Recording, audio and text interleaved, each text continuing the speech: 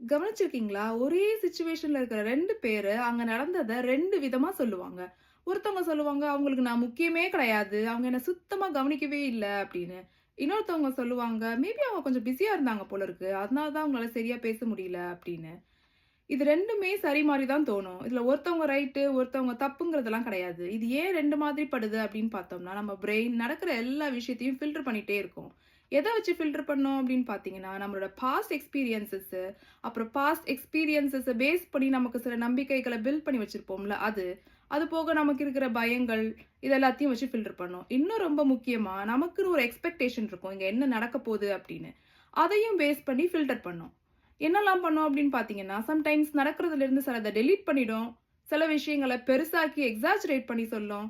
இன்னும் சில நேரங்கள்ல இல்லாத சில கேப்ஸ் எல்லாத்தையும் ஃபில் பண்ணி விட்டுடும்.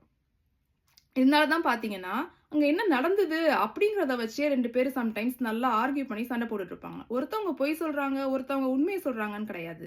2 பேருமே அவங்களோட ஓன் வெர்ஷன்ல என்ன நடந்துச்சுங்கிறத சொல்லி ப்ரூவ் பண்ண ட்ரை பண்ணிட்டு இருப்பாங்க.